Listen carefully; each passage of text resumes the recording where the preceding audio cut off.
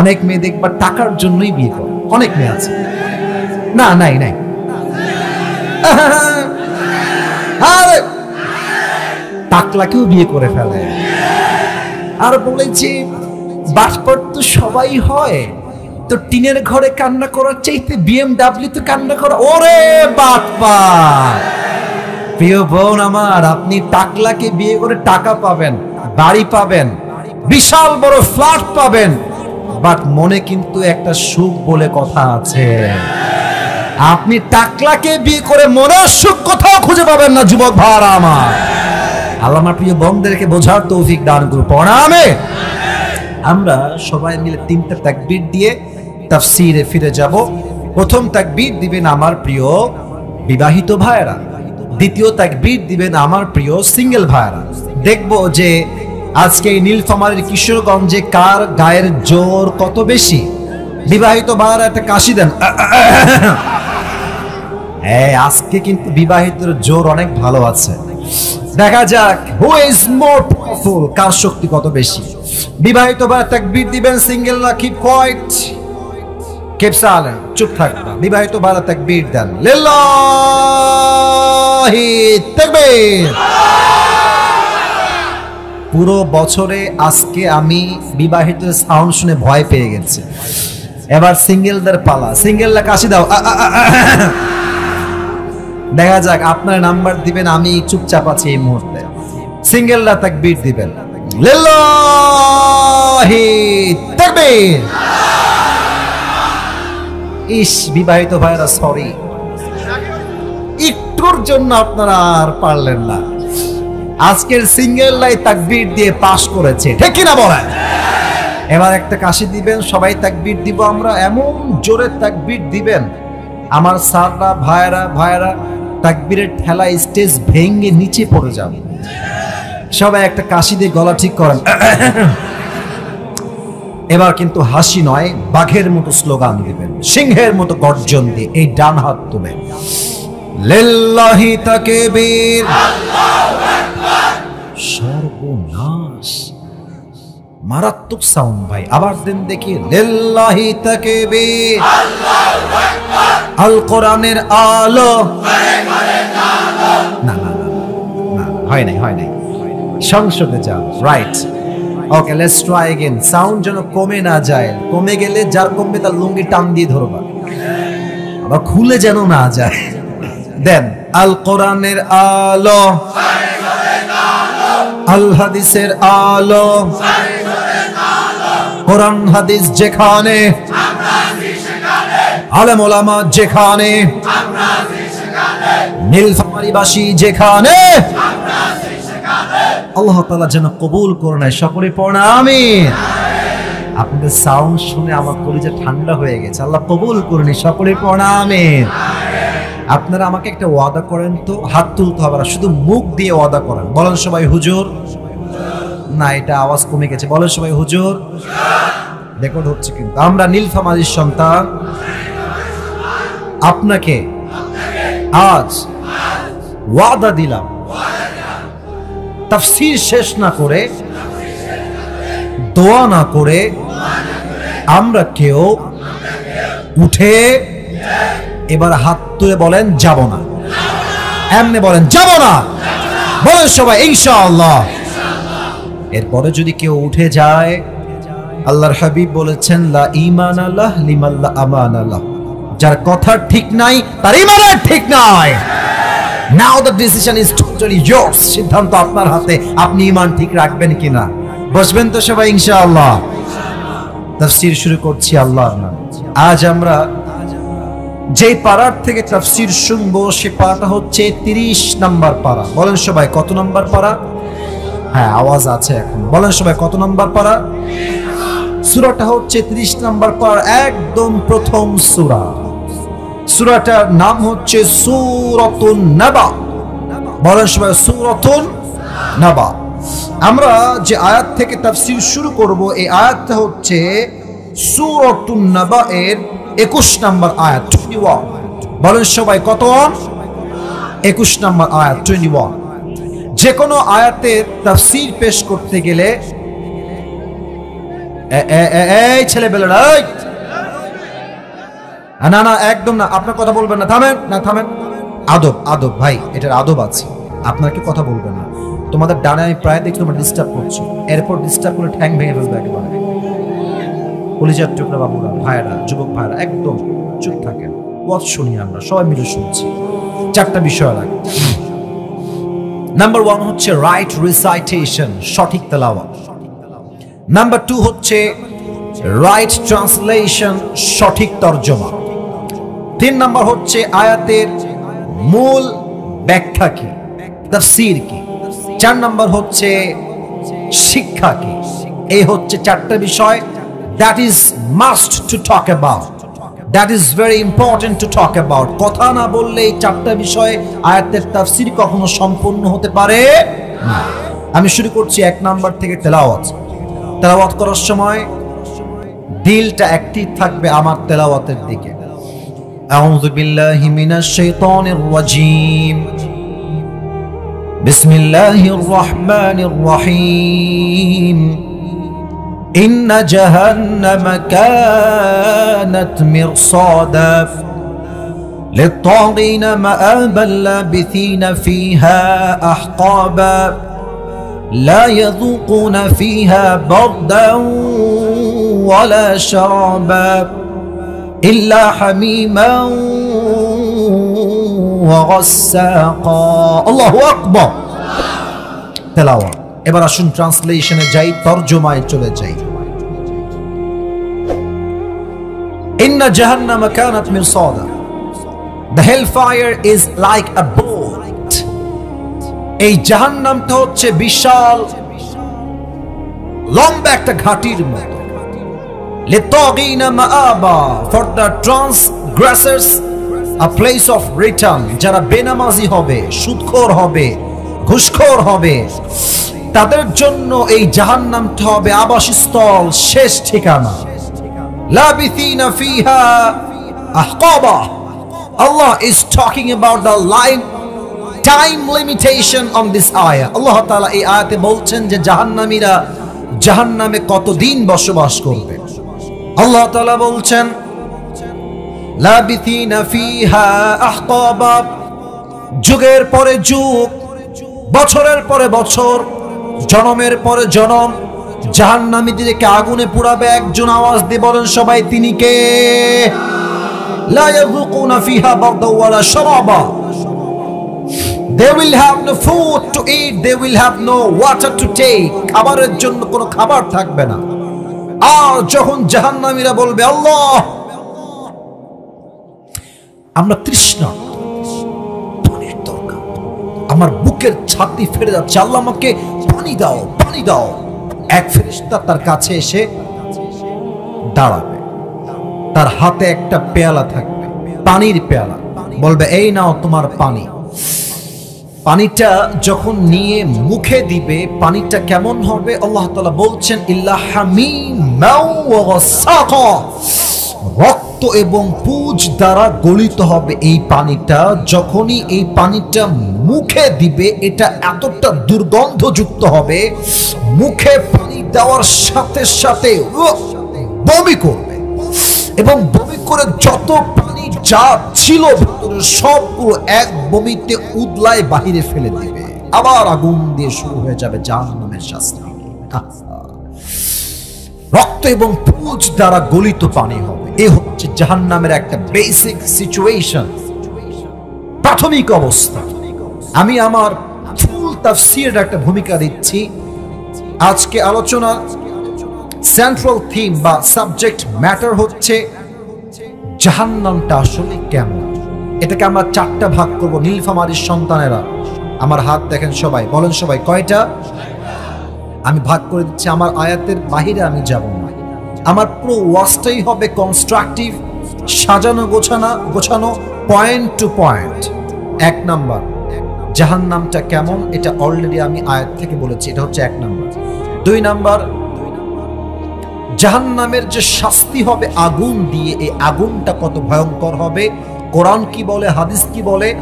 I will try my best to highlight that topic। জাহান্নামের আগুন কত ভয়ঙ্কর, 2 নাম্বার। 3 নাম্বার, জাহান্নামের আগুনের ভয় সাহাবায়ে কেরামদের মাঝে কেমন ছিল, এটা আমরা 3 নম্বরে জানবো।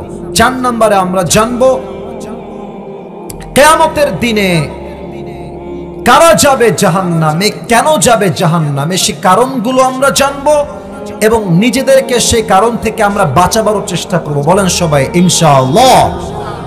1 নাম্বার তো শেষ, আয়াতের ট্রান্সলেশন করে দিয়েছি। 2 নাম্বার হচ্ছে জাহান্নামের আগুনের তাপ কেমন হবে। আচ্ছা, আমার হাতে তাকান সবাই, এটাকে একটু আমি ভাঁজ করে নেই, because I am going to give you the example. একটা উদাহরণ দিতে চাই। আমি জানি এইটা হচ্ছে আমার হাতে একটা কাগজ। বলেন তো নীলফামারী ভাইটার নাম কি? লম্বা কাগজ। মনে করেন এটা কোনো কাগজ না, এটা হচ্ছে একটা মোমবাতি। এটার নাম কি বাতি? মোমবাতি। আচ্ছা, মোমবাতির উপরে কি জ্বলে নিভি নিভি করে? আগুন। বলেন সবাই, কি জ্বলে? আগুন। আমি এখান থেকে একটা যুবককে ডাকলাম, ডেকে বললাম, এই যুবক এদিকে আসো। বললো, হুজুর কি হয়েছে বলেন তো। আমি বলবো যে তোমাকে আমি 10 কোটি টাকা দিব একটা চ্যালেঞ্জ যদি অ্যাকসেপ্ট করো। যুবক ডাক দিয়ে বলছে, হুজুর 10 কোটি কেন দিবেন আপনি আমাকে, কি শর্ত, কি কন্ডিশন? আমি বলবো তোমার এই আঙ্গুলটা এই জ্বলন্ত আগুনে 10 মিনিট রাখতে হবে এমনে। কোন যুবক কি রাজি হতে পারবে না। বলবো ভাই 10 কোটি পাবার তো সমস্যা কি? বলবে হুজুর 10 কোটির চাইতে আমার একটা আঙ্গুলের দাম আমার কাছে আরো 1000 গুণ বেশি। যদি আমার হাত ঠিক থাকে 10 কোটি নয়, আমি তো একদিন চাইলে 20 কোটিও কামাই করতে পারবো, ঠিক কিনা বলে? কেউ রাজি না একটা আঙ্গুল দুনিয়ার আগুনে রাখার জন্য। কিন্তু আল্লাহর হাবিব বলেছেন দুনিয়ার আগুনের চাইতে জাহান্নামের আগুনটা 70 গুণ বেশি তাপ হবে। 70 গুণ।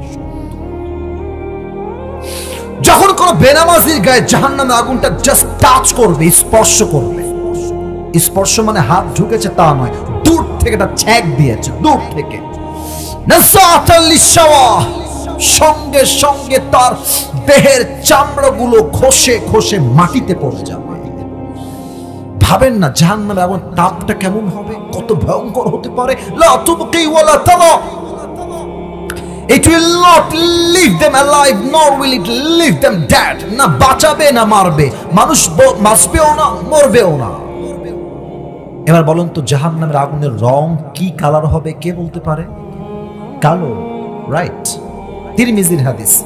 এটা আসলে দিল থেকে না শুনলে আপনি আসলে ওয়াজের যে মেইন মেসেজটা আপনি রিসিভ করতে পারবেন না।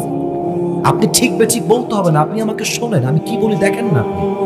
আপনি আপনার নিয়ত এরকম হবে না যে আসিফ হুজুর অনেক ফেমাস, আজকে অনেক ক্যামেরা ছিল, আরে অনেক বড় মাহফিল। না না, যদি আপনি এখান থেকে ঈমান আমল ঠিক করতে না পারেন, এই ওয়াজ দিয়ে, লাইট দিয়ে, ক্যামেরা দিয়ে, ফেমাস মানুষ দিয়ে 2 পয়সাও লাভ হবে না, ঠিক কিনা বলে? আল্লাহর হাবিব বলেছেন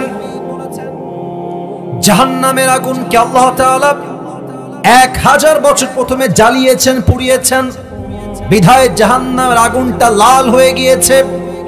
আবার আল্লাহ তাআলা এই জাহান্নামের আগুনকে 1000 বছর জ্বালিয়েছেন, ফলে তা সাদা হয়ে গিয়েছে।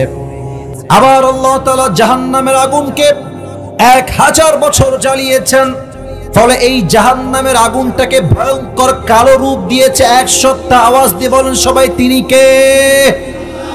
এখন জাহান্নামের যে রূপটা আছে বড্ড ভয়ঙ্কর, কালো, ব্ল্যাক, কুৎসিত জাহান্নামের আগুনের এই চেহারা।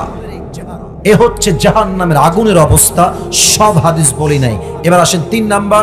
এখানে আমি কিছু ঘটনা বলবো হাদিস থেকে, যে ঘটনাগুলো আমাদের এই দেশকে কেন্দ্র করে আমি বলতে চাই। কারণ আপনারা দেখেছেন এই দেশ থেকে 1 টাকা নয়, 2 টাকা নয়, 1 কোটি নয়, 2 কোটি নয়, হাজার হাজার কোটি টাকা বিদেশের মাটিতে পাচার হয়ে গিয়েছে। আপনারা এবার আমাকে উত্তর দেন, ইসলামের দ্বিতীয় খলিফা কি নাম? রাইট আনসার, ভয় নাই, আমি আপনাদেরই ভাই। নাম হচ্ছে ওমরে ফারুক। বলেন সবাই, নাম কি? ফারুক রাদিয়াল্লাহু তাআলা আনহু। আচ্ছা এদিকে তাকান তো আমার দিকে, আমার জামাটা দেখেন তো, কারণ টেবিল তো আমার সামনে নাই। আমি যেটা পরে আছি এটা কি পাঞ্জাবি না জুব্বা? হ্যাঁ হ্যাঁ, উত্তর সঠিক আছে। পাঞ্জাবি না জুব্বা?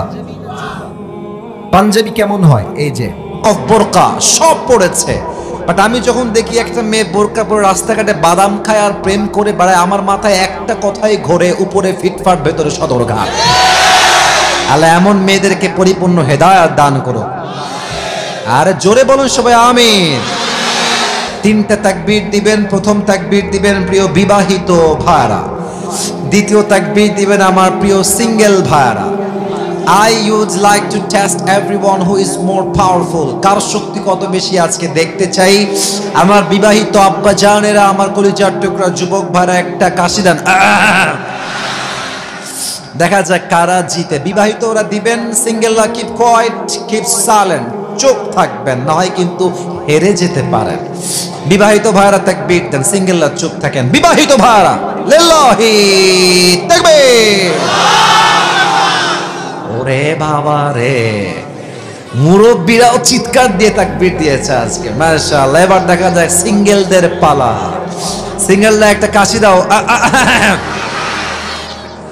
সিঙ্গেলদেরকে হারানো অবশ্য এতটা সোজা না, এতটা সহজ না। দেখা যায় সিঙ্গেলরা তাকবীর দেন, লিল্লাহি তাকবীর। বিবাহিত ভাইরা সো সরি, আমাকে আপনারা আজকে মাফ করে দিবেন। আজকে আমাদের সিঙ্গেল ভাইয়েরাই 80 নাম্বার বেশি পেয়ে পাস করেছে, ঠিক আছে? ওকে, এবার সবাই তাকবীর দিবেন। এক তাকবীরের ঠেলায় আমি আসিফ স্টেজ ভেঙে নিচে পড়ে যাব, ঠিক আছে? সবাই একটা কাশি দেন, বাঘের মতো। আর হাসি না, সিরিয়াস মোডে আসি, বাঘের মতো, সিংহের মতো। লিল্লাহি তাকবীর। আল কোরআনের আলো, আল হাদিসের আলো, কোরআন হাদিস যেখানে, আলেম ওলামা যেখানে। সাউন্ড কি মাশাআল্লাহ! আরে বিরামপুরের সন্তান তো বিড়ালের বাচ্চা নয়, সব সিংহের বাচ্চাগুলো আমার সামনে বসে আছে। আল্লাহ সবাইকে ইসলামের সৈনিক হিসেবে কবুল করো। পড়েন সবাই আমিন।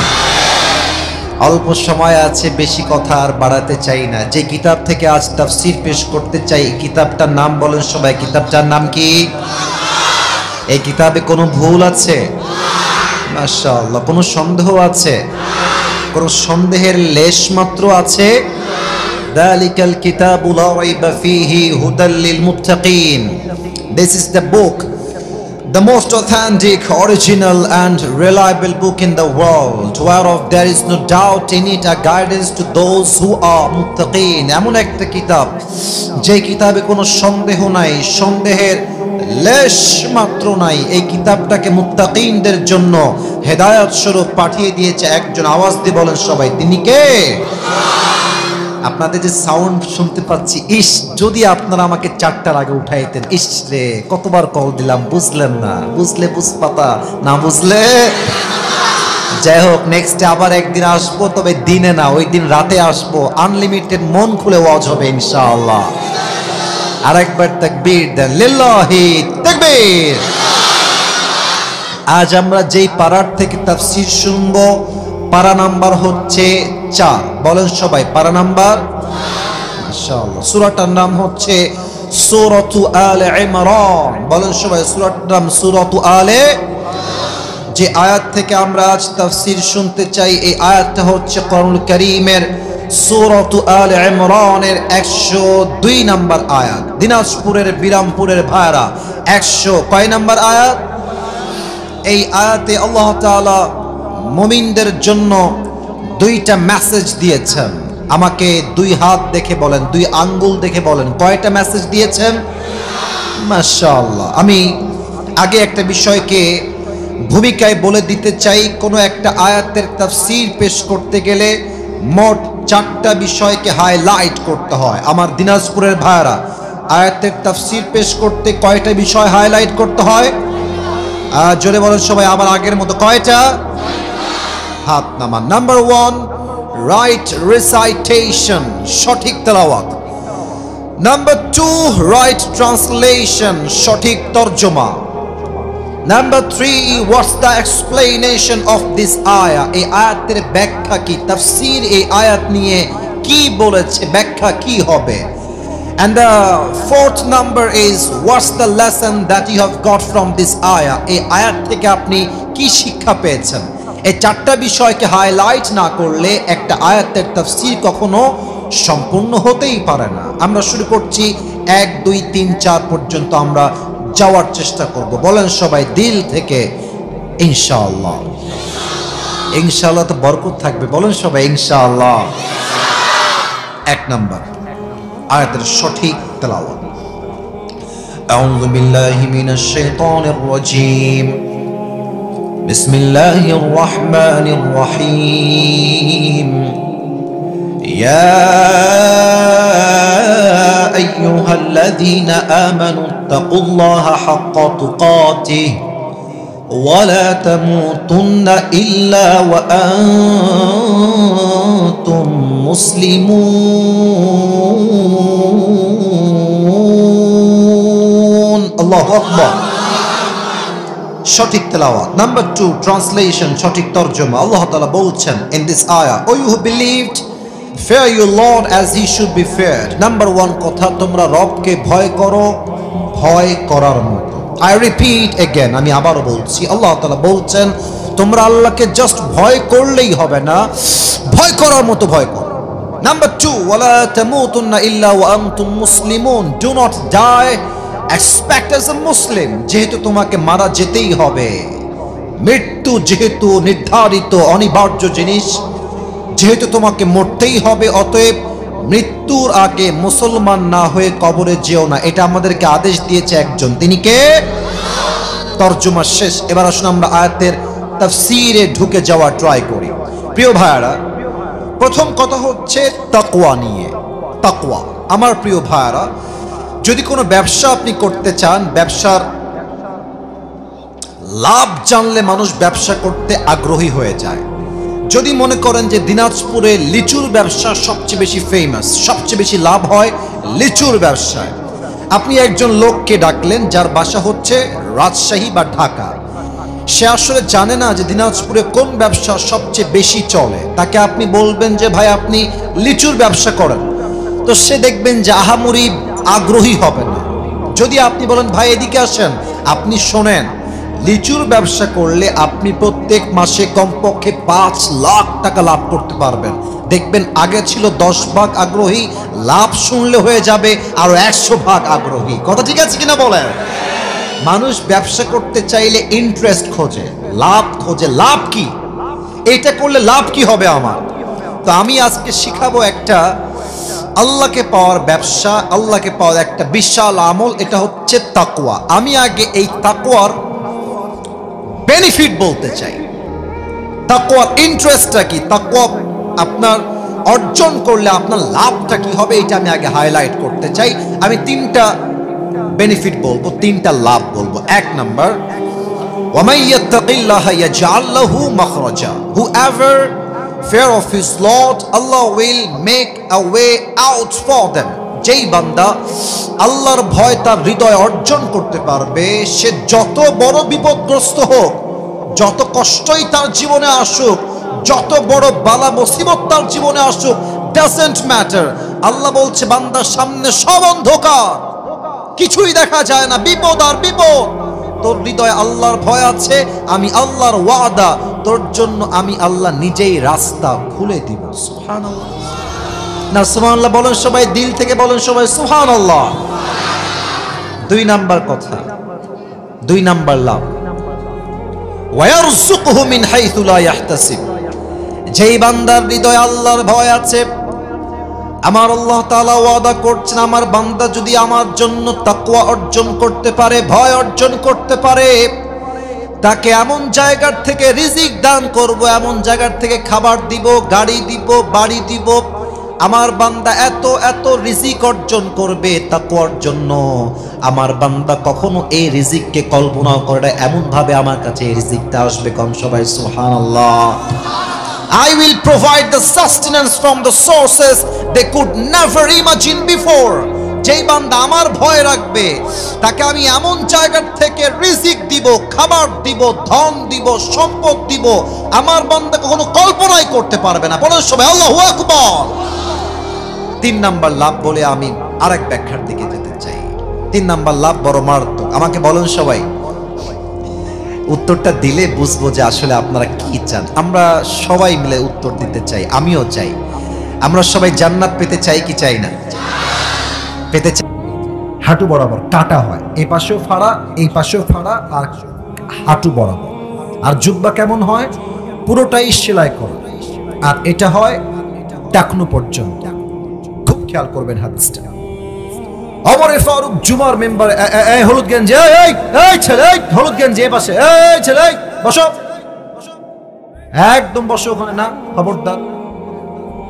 এত সহজ না। ভালোবাসার জায়গায় ভালোবাসা, ধমকের জায়গায় ধমক, একদম উঠবা না। পুরো বছরে আসছি একদিন 1 ঘন্টা ওয়াজ না করে শান্তি পাবেন কোথায় আপনারা যুবক ভাইরা?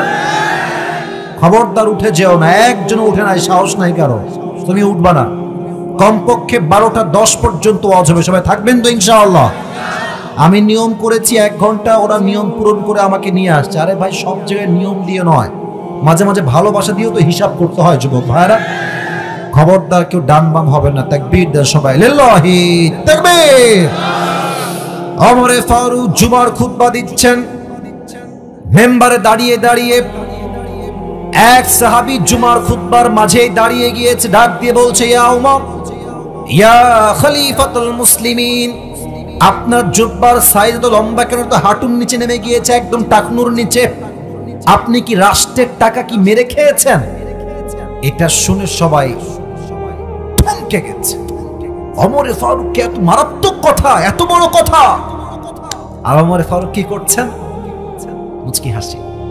আমাদের দেশের তো প্রধানমন্ত্রী বহুত দূর কি বাত হে, চেয়ারম্যানকে কেউ উল্টা পাল্টা কথা বললে পিঠের চামড়া খুঁজে পাওয়া যায় না।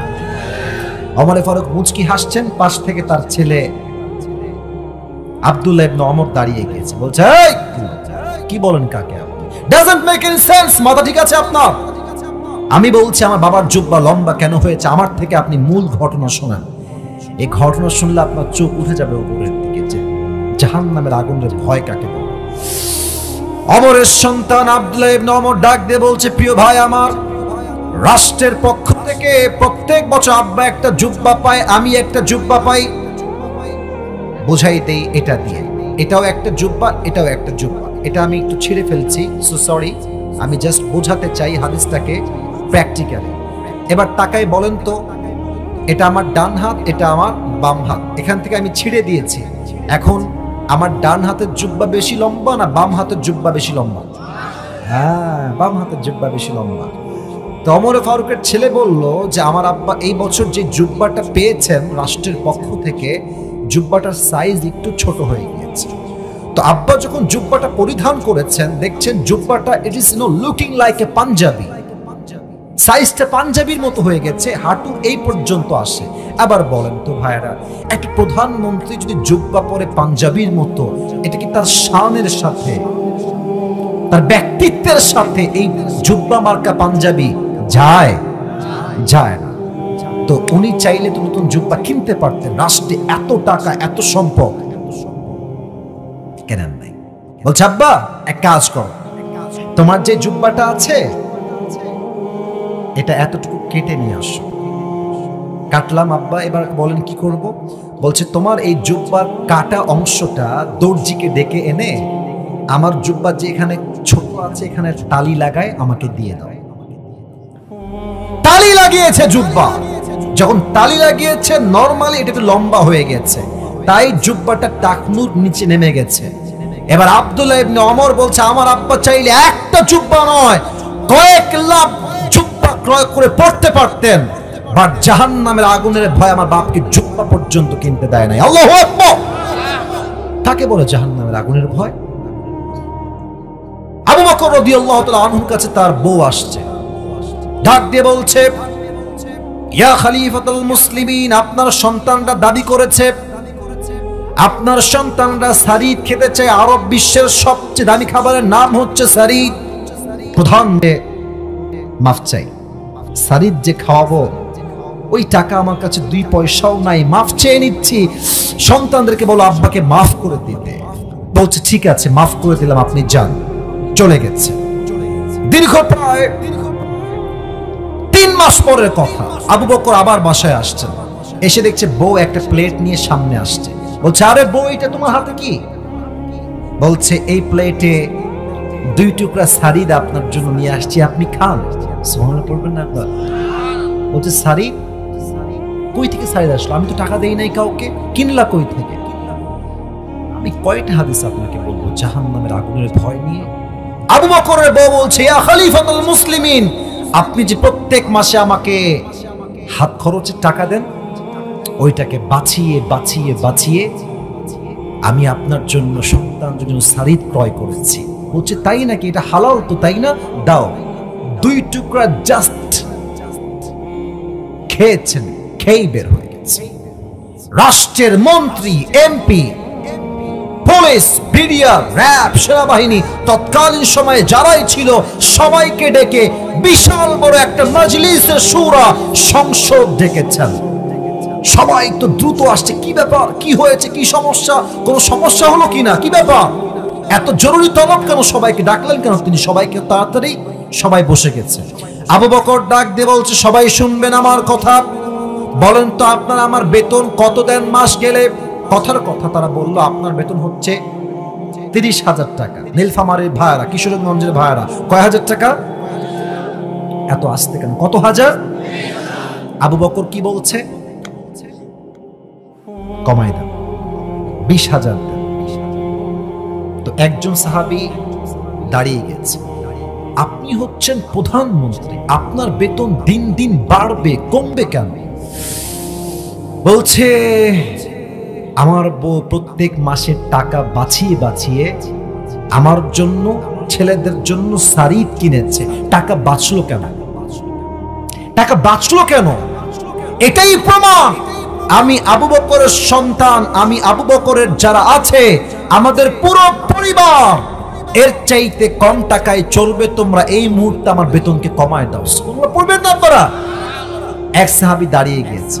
সবার তো মনোমাইন্ড একরকম হয় না। বলছে আবু বকর, আমি একটা কথা বলতে চাই, যদি আপনি বেয়াদবি না আনেন। বলছে বলো।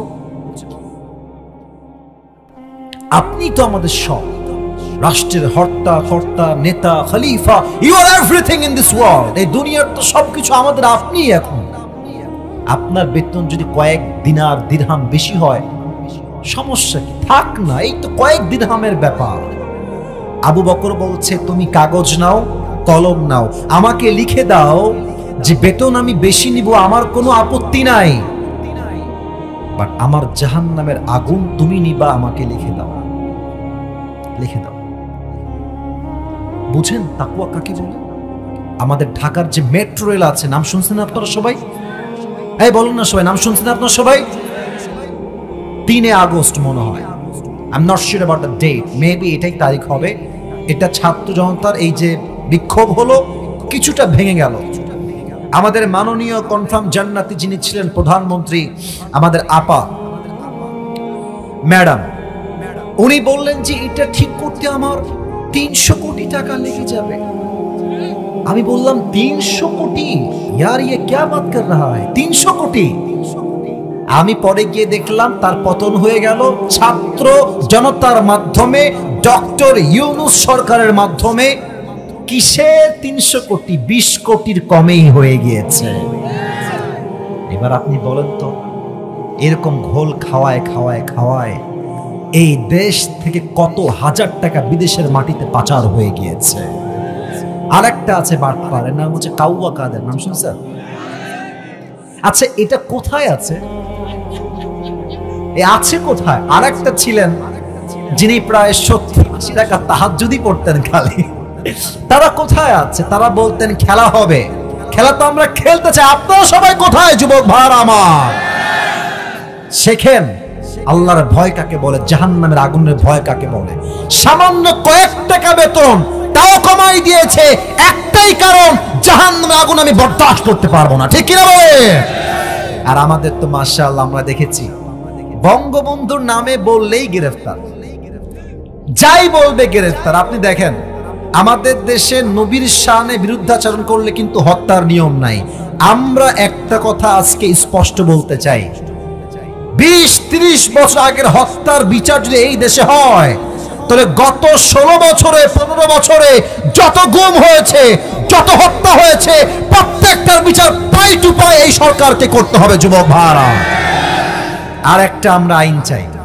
আমরা আশা করছি আপনারা সবাই একমত হবেন, আগামীতে সংসদে আইন হবে। কি আইন হবে? নবীর শানে যদি কোনো নাস্তিক কখনো একটা টু শব্দ উচ্চারণ করে, ওর শাস্তি হবে বাইতুল মুকাররমের সামনে ব্রডকাস্টে লাইভে তাকে ফাঁসির কাস্টে ঝুলিয়ে দেওয়া লাগবে যুবক ভাই। আর একটা নিয়ম চাই, এই যে তুমি দাঁড়াও তো বাবু, ধমক না, ভালোবাসা দিয়ে বলতে দাঁড়াও, ধমক দিব না, একদম ধমক দিব না। তোমার নাম কি?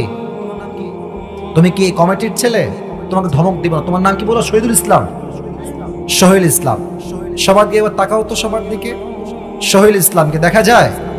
আচ্ছা এদিকে ভাইয়া, এবার তুমি একটু দাঁড়াও, 1 মিনিট দাঁড়াও। আমি তোমাকে ধমক দেওয়ার জন্য দাঁড় করাই নাই, একটা এক্সাম্পল দিব তাই দাঁড় করিয়েছি। তো ওকে আমি আজকে রেগে ওর ঠ্যাং কেটে ফেললাম। কি কেটে ফেললাম? আপনারা বলেন সবাই কি কাটলাম? ঠ্যাং মানে হচ্ছে পা। আচ্ছা পা। এখন বসে পড়। কালকে কমিটির লোকরা আমাকে ধরে জেলখানায় দিল, হুজুর ওয়াজ করতে ঠ্যাং কেটে ফেলছে রে। আচ্ছা পুলিশ আমাকে নিয়ে গেল নীলফামারী জেলা আদালতে। নিয়ম হলো তথাকথিত আইন অনুযায়ী যে আমার বিচার হবে, আসিফ হুজুরের বিচার হবে আজকে আদালতে। 1 লাখ টাকা জরিমানা আর 1 বছরের জেল। আমি কেটেছি কি? আরে কতক্ষণ আমি কেটেছি কি? আচ্ছা কোনো বিচার সঠিক হলো কিনা, কোনো কিছুর ওজন ঠিক আছে কিনা, এটা বোঝার জন্য আমরা একটা পাল্লা মাপতে, এটার নাম হচ্ছে দাড়ি। এটার নাম কি পাল্লা? আচ্ছা এবার দাড়ি পাল্লা নেন, বাজার থেকে নিয়ে আসেন, যান। ডান পাশে রাখেন সোহেলের পা, আর বাম পাল্লায় রাখেন আমি আসিফ হুজুরের 1 বছরের জেল আর হচ্ছে 1 লাখ টাকা। এবার আপনি দুইটা মিলে এমনি টান দেন, ওজন দেন, দুইটা কি সমান সমান হবে? হ্যাঁ হবে, হবে। আচ্ছা আপনি আরো বাড়াই দেন, আপনি 3 লাখ টাকা করে দেন জরিমানা, আর বছর দেন 3 বছরের জেল, আবার টান দেন, সমান সমান হবে? কোরআন কি বলছে? কোরআন বলছে চোখের বদলে চোখ, নাকের বদলে নাক, ঠোঁটের বদলে ঠোঁট, কানের বদলে কান, জানের বদলে জান, পায়ের বদলে পা। আমি ওর পা কেটে দিয়েছি, আপনি আমার পা কেটে দাও। এবার দুইটা নেন পাল্লার মাপ, ডান পাশে দেন ওর পা, বাম পাশে দেন আমার পা, টান দেন, দেখবেন দুইটা সমান সমান হয়ে গেছে।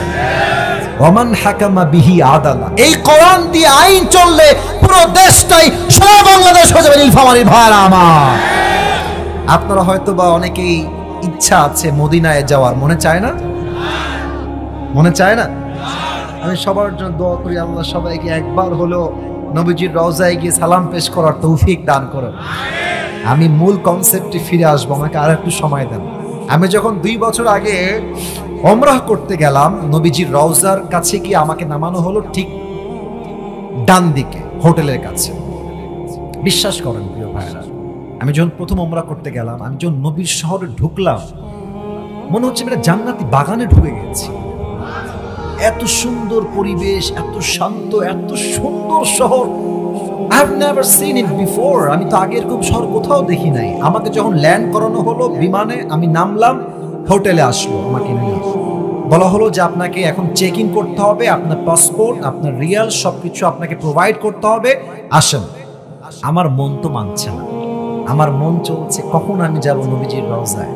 তা আমাদের যিনি মুআল্লিম ছিলেন, অর্থাৎ যিনি প্রধান, বললাম হুজুর আমাকে ছুটি দেন, আমি থাকবো না, আমি নবীজির রওজায় আগে সালাম পেশ করে আসি। হুজুর বললেন এখানে হিটলারি করবেন না, আপনি এখানকার কোনো সেলিব্রিটি নন, এখানকার আপনি নন ফেমাস সাধারণ মানুষ, বাড়াবাড়ি বেশি করেন না, হারায় যাবেন। হ্যাঁ বললাম সমস্যা নাই, আমি আরবি ভাষা জানি, নো প্রবলেম। আমি গেলাম, চলে আসছি নবীজির রওজার কাছে। বিশ্বাস করেন নবীর রওজা দেখার সঙ্গে সঙ্গে আমার মাথায় একটাই জিনিস আসছে যে আজীবন শুধু পড়েছি হাদিসে যখন দাওরা হাদিসে ভর্তি হলাম, অলওয়েজ ক্বালা রাসূলুল্লাহ সাল্লাল্লাহু আলাইহি ওয়াসাল্লাম, ক্বালা রাসূলুল্লাহ সাল্লাল্লাহু আলাইহি ওয়াসাল্লাম, নবীজি বলেছেন, নবীজি বলেছেন, নবীজি বলেছেন, নবীজি বলেছেন। সেই নবী কে? আমার রওজার সামনে আমি তার রওজার সামনে দাঁড়ায় আছি। সুবহানাল্লাহ পড়ুন সবাই আপনারা। তো যাই হোক, কোনো মতে সালাম দিয়ে নবীজির রওজাতে আবার হোটেলে গেলাম ঘুমানোর জন্য। নিয়ত করলাম যে কালকে এশার নামাজ পড়বো এখানেই, ঘুমাবো নবীজির রওজার সামনে। পরের দিন চলে আসলাম নামাজের সময়, নামাজ পড়লাম সোজা নবীজির রওজা এইদিকে, আমি ঠিক এই জায়গায়, মানে আমি বোঝানোর জন্য বলছি, একটু দিক বেদিক ভুল হতে পারে, বাট ওখানে প্রেক্ষাপটটা এরকম ছিল, নবীজির রওজা এইদিকে, আমি এখানে। ঘুমায় গেলাম। তো ঘুমানোর সময় আমার ফোনে আইফোন ছিল, আমার পকেটে আইফোন ছিল, অ্যান্ড্রয়েড ফোন ছিল, পাসপোর্ট ছিল, রিয়াল ছিল, বাংলাদেশি টাকা ছিল, আমার ওয়ালেট ছিল, মানে মানি ব্যাগ ছিল। আমি সবগুলোকে এরকম মোটা পকেটে রেখে ঘুমানো সম্ভব নয়, আমার বুকের ডান দিকে রেখে আমি ডান কাত হয়ে শুয়ে গেলাম। আপনাকে ঘটনা বলছি মজা করার জন্য, শিক্ষা আছে। আমি ঘুমায় গেলাম, ভেবেছিলাম তাহাজ্জুদ পড়ব, কিন্তু এত শান্তির ঘুম দিয়েছি, বাংলাদেশ থেকে আসছি তো শরীরটা খুবই টায়ার্ড ছিল, আমি আর উঠতে পারি। তাই কি চাই না? আচ্ছা, যদি এমন একটা উপায় হয় যে যেই উপায়টা অ্যাপ্লাই করলে একটা না দুইটা জান্নাতের মালিক হয়ে যাব, খারাপ হবে না ভালো হবে? ভালো হবে, ডাবল লাভ। সূরাতুর রহমানে আল্লাহ তাআলা বলেছেন, ওয়ালিমান খাফা মাকাম রাব্বিহি জান্নাতান। This is the last benefit I am going to talk about. শেষ লাভ। আল্লাহ তাআলা বলছেন, যেই বান্দা আমি আল্লাহর ভয় অর্জন করবে, কিয়ামতে আমি আল্লাহ তাকে দুইটা জান্নাতের মালিক বানাই দেব। এবার বলেন, তাকওয়ার গুরুত্ব ইসলামে আছে না নাই? এই তাকওয়ার ডেফিনেশন আমি হাদিস থেকে আজ মোট দুইটা বলতে চাই। নাম্বার 1, ওমর ফারুক রাদিয়াল্লাহু তাআলা আনহু, নবীর একজন প্রিয় সাহাবী, তার নাম হচ্ছে উবাই ইবনে কাব রাদিয়াল্লাহু তাআলা আনহু। ওমর ফারুক ডাক দিয়ে বলছে, উবাই ইবনে কাব, মা তারিফুত তাকওয়া, আমাকে একটু বলেন তাকওয়া কাকে বলে, তাকওয়ার সংজ্ঞা কি? এবার উবাই ইবনে কাব ডাক দিয়ে বলছে, ইয়া আমিরুল মুসলিমিন, ইয়া খলিফাতুল মুসলিমিন, আপনি কি কখনো কাঁটাযুক্ত রাস্তায় হেঁটেছেন? কাঁটা চতুর্পাশে হেঁটেছেন কখনো? বলছে ইয়েস, আমি কাঁটাযুক্ত রাস্তায় অনেক সময় হেঁটেছি। তো বলছে, আপনি কাঁটার রাস্তায় কেমনে হেঁটেছেন, হাঁটার স্টাইল কেমন ছিল? আপনারা সবাই আমাকে দেখেন, যেন সামনে টেবিল নাই, জুতা পরে আছি। তো ওমর ফারুক বললেন যে আমি নরমাল কোনো জুতা পরতাম না, আমি বুটের জুতা পরতাম। বুটের জুতা পরলে কি হবে, নিচ থেকে কোনো কাঁটা আমার পায়ে ঢুকতে পারবে না। আচ্ছা, আর হাতে আমি অলওয়েজ একটা লাঠি রাখতাম, যেন কোনো সাপ, বিচ্ছু, বাঘ, সিংহ আমাকে অ্যাটাক করতে না পারে। উবাই ইবনে কাব বলছেন, এটার নামই হচ্ছে তাকওয়া। ওমর ফারুক বলছেন, কোথায় তাকওয়া আর কোথায় জঙ্গল, কোথায় কাঁটা আর কোথায় বাঘ আর ভাল্লুক? আমি তো তাকওয়ার সংখ্যা বুঝলাম না, আমাকে ব্যাখ্যা বুঝায় বলেন। এক অসাধারণ ব্যাখ্যা এটা। উবাই ইবনে কাব বললেন, দেখেন ওমর, জঙ্গলে চলতে গেলে যেমন ভালো রাস্তাও আছে, কাঁটাও আছে, সাপও আছে, বিচ্ছুও আছে, বাঘও আছে, ভাল্লুকও আছে, সিংহও আছে, ঠিক দুনিয়াতে চলতে গেলে হালালও আছে, হারামও আছে। কথা, আমার কথা ঠিক আছে কিনা বলেন? আচ্ছা, আপনি প্রেম করবেন, প্রেম তো হালাল, প্রেম ডেফিনেটলি হালাল, তবে বিয়ের আগে না, বিয়ের পরে হালাল। আচ্ছা, এবার বলেন, চাকরি করা এটা কি হারাম না হালাল? আরে ভাই, কথা ঠিক আছে, হালাল তো। বলেন সবাই, চাকরি হারাম না হালাল? এখন এই চাকরি যদি হয় সুদের চাকরি আর ঘুষের চাকরি, এটা কি হালাল হবে না হারাম হবে? আমরা দেখেছি 5 আগস্টের আগে চাকরি নিতে গেলেই বলা হতো, আমাকে চা খাওয়ার জন্য বেশি না 5 লাখ টাকা দিলেই আপনার চাকরিটা হয়ে যাবে। কথা ঠিক আছে কিনা বলেন? আমার মনে হয় যে এখন আইন চেঞ্জ করতে হবে। যদি কোনো সরকারি চাকরি নেওয়ার জন্য আমাকে ঘুষ দেওয়া লাগে, যে ঘুষ চাইবে ওর জিহ্বা টেনে ছেড়ে ফেলতে হবে যুবক ভাইরা। আর আপনি তাকওয়া অর্জন করবেন কেমনে? আপনি চাকরি নেবেন, আপনাকে বলছে ঘুষ দিয়ে চাকরি নেওয়া লাগবে। আপনি বলবেন যে চাকরিকে আমি গুল্লি মারি, লাথি মারি, আমি ধানের খেতে ধান কেটে খাবো, মুড়ি বেচে খাবো, ভ্যান চালায় খাবো, রিক্সা চালায় খাবো, তবু হারামের টাকা আমি অর্জন করতে পারবো না। ঠিক কিনা বলে? দিস ইজ কল্ড তাকওয়া। এটাই হচ্ছে তাকওয়া। হারামকে অ্যাভয়েড করবেন, হালালকে অ্যাকসেপ্ট করবেন। নাম্বার 1 তাকওয়ার সংজ্ঞা বা তাকওয়া কাকে বলে। নাম্বার 2, এটা কিন্তু একটু বুঝে বলবেন। আচ্ছা, এখন বাজে 5টা, রাত যখন হবে 1 থেকে 2টা, দিনাজপুরে কুয়াশা আছে না? আমি তো কথা বলছি, আমার সাথে কথা বলেন। দিনাজপুরে কুয়াশা আছে না? আপনি দেখবেন কুয়াশা যখন রাস্তায় থাকে, সামনে কে আসছে কে আছে দেখা যায় না, ঝাপসা। আচ্ছা, পুরো এলাকাটা কুয়াশার দ্বারা ঘেরা, গভীর অন্ধকার, আমাবস্যার রাত। আপনি আপনার জানালা লাগাই দিলেন, গেট লাগালেন, পুরো রুমটা লাইট নাই, অন্ধকার। আপনি মোবাইল ফোন বের করে ব্লু ফিল্ম দেখছেন, হিন্দি সিনেমা দেখছেন। ওই মুহূর্তে you have to remember one thing, আপনাকে জানতে হবে এই কুয়াশার মাঝে, আমাবস্যার রাতের অন্ধকারে বাপ আমাকে দেখে না, মা দেখে না, বউ দেখে না, বাচ্চা দেখে না, আমাকে দেখে একজন। আওয়াজ দিয়ে বলেন সবাই, তিনি কে? দিস ইজ কল্ড তাকওয়া। এটা তাকওয়া। কেউ দেখে না, আল্লাহ দেখে। আপনারা একটা ছোট ঘটনা মনে পড়ে গেল, বলা যাবে না মনে হয়, তাই না? বলা যাবে কি যাবে না? আপনারা অনেকে চিনবেন, পাকিস্তানের একজন টপ ফেমাস স্কলার, তার নাম হচ্ছে মাওলানা তারিক জামিল। অনেকে হয়তো বা দেখেছেন ফেসবুকে বা ইউটিউবে। দেখবেন যে উনি অলওয়েজ সাদা পায়জামা, অলওয়েজ সাদা পাঞ্জাবি পরেন। তো ওনার ভাষা যেহেতু উর্দু, আমি জাস্ট তাকওয়া বোঝাবার সাথে জাস্ট দুনিয়ার একটা বাস্তবিক উদাহরণ সবাইকে আমি দেওয়ার, এদিকে কেউ তাকাবেন না, সবাই আমার দিকে। গ্রামের যে ভাবটা আছে, আমরা গ্রামের ছেলে হতে পারি, বাট আমরা খ্যাত না, আমরা সবাই স্মার্ট ছেলে, ঠিক কিনা বলে? অনেক ছেলে পেলে ড্রোন দেখলে এমন ভাবে তাকায়, আমার ক্যাপশন দিতে মনে চায়, গ্রামের চাচাতো ভাই যখন প্রথম ড্রোন দেখে। খবরদার, ওইটা কিছুই না, নাথিং এলস, নো প্রবলেম। এদিকে তাকান, সবাই তাকবীর দেন, লিল্লাহি তাকবীর। তিনি বললেন যে একজন যুবক মেডিকেলে ভর্তি হয়েছে, এটা হচ্ছে মিশনারি হসপিটাল, খ্রিস্টানদের মেডিকেল। বলেন তো, খ্রিস্টানদের মেডিকেলে যে নার্সরা থাকে, এরা কি মুসলমান হয় না খ্রিস্টান হয়? খ্রিস্টান হয়। তো প্রায় 7 দিন যাবত যুবকটা মেডিকেলে ভর্তি আছে। যখন তার 10 দিন হয়ে গেছে, তাকে রিলিজ পেপার দিয়েছে, সে ছুটি পেয়ে যাবে। তো রিলিজ পেপার নিয়ে যে নার্স তার কাছে এসেছে, পাকিস্তানের একজন সুন্দরী নার্স, দেখতে অসাধারণ সুন্দরী, তারিক জামিল তাই বলছে তার লেকচারের ভেতরে। তো মেয়েটা এসে বলছে, मैं आपसे एक बात करना चाहती हूँ, আমি আপনাকে একটা কথা বলতে চাই, अगर आपकी इजाजत मिले तो, যদি আপনি আমাকে অনুমতি দেন তবে আমি বলবো।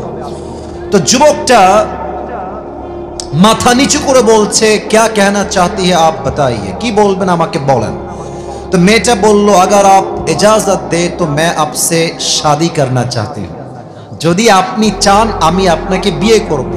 মেয়ে কিন্তু খ্রিস্টান, যুবক কিন্তু মুসলমান। এখন যুবক বলছে, आप मुझसे शादी करना क्यों चाहती है, मैं तो मुसलमान हूँ, आप तो एक ईसाई है, तो हमारी मजहब तो अलग अलग मजहब है, हमारी शादी नहीं हो सकती, ये जायज नहीं है। আপনি খ্রিস্টান, আমি মুসলমান, খ্রিস্টান এবং মুসলমানের বিয়ে কখনো জায়েজ হয় না, আপনি আমাকে কেন বিয়ে করতে চান, কারণটা আমাকে বলেন। মেয়েটা বলছে, আমি আপনাকে একটা বিশেষ কারণে বিয়ে করতে চাই। কারণটা কি? বলছে, আমি খুব খেয়াল করেছি আমার মেডিকেলে যত নার্স আছে, আমি হলাম সবচেয়ে সুন্দরী নার্স সবার মাঝে। তো আমাদের এই যে রুমটা আছে, এই যে ওয়ার্ডটা আছে, এই ওয়ার্ডে আমি যখনই প্রবেশ করি সেবার স্বার্থে, আমি দেখেছি সব যুবক আমার দিকে এমনে এমনে তাকাই থাকে, আমাকে দেখতেই থাকে। बट आप एक ऐसे इंसान है कि जिसने आज तक मुझे घूमकर एक मर्तबा भी नहीं देखा। আপনি এমন একজন যুবক যে আমাকে আজ অব্দি একবার চোখ দিয়ে ঘুরেও তাকান না, আমি এতটা সুন্দর তাও আপনি তাকান না। তো আমি 7 দিন পরে আমাদের এলাকার একজনকে বললাম যে हमारी वार्ड में एक पेशेंट है जो मुझे एक मर्तबा भी आंख उठा के नहीं देखता, और वो मुसलमान लड़का है, वो क्यों मुझे नहीं देखता, সে আমাকে দেখে না কেন? তো সে বলল, মুসলমানদের হৃদয়ে এই চিন্তা আছে যে একজন মেয়েকে চোখ দিয়ে বিয়ে ছাড়া দেখা বিনা জরুরতে হারাম। তো যখন কোনো মেয়ের দিকে কোনো যুবক তাকায় থাকে, সে এটা মাথায় রাখে যে আমাকে কেউ না দেখলেও আমাকে দেখছে একজন, আওয়াজ দিয়ে বলেন সবাই, তিনি কে? আপনি আমাকে একবারও দেখেন নাই, জাস্ট আল্লাহর ভয়ের জন্য। तो मैंने ये सोचा कि जो बंदा अल्लाह के साथ इतना ऑनेस्ट है, इतना लॉयल है, इतना सच्चाई उसमें है, इतना डर अल्लाह का उसके दिल में है, अगर वो मुझसे शादी कर ले तो मुझे कभी भी धोखा नहीं दे सकता। ठीक ही ना बोले? সেই মেয়েটা বলল, আপনার মতো রবকে ভয় করা বান্দা যদি আমাকে বিয়ে করে, আমার বিশ্বাস আপনার মতো মুসলমান যুবক কখনো আমাকে ধোঁকা দিতে পারবে না। ঠিক কি না? তো যুবকটা বলছে, ঠিক আছে, সব বুঝলাম যে আপনি আমাকে বিয়ে করতে চান, लेकिन एक शर्त है, अगर मुझे शादी करना ही चाहती है तो आपको पहले मुसलमान होना पड़ेगा, আপনাকে আগে মুসলমান হতে হবে। মেয়েটা বলল, আপনি আমাকে বিয়ের ওয়াদা দেন, আমি এখনই এই মুহূর্তে কালেমা পড়ে মুসলমান হয়ে যাব। তারিক জামিল বললেন, আমি কোনো বানায় বলছি না, আপনি সার্চ করবেন ইউটিউবে, নো প্রবলেম। তারিক জামিল বললেন, ওই জায়গায় মেয়েটা কালেমা পড়ে মুসলমান হলো এবং মুসলমান হয়ে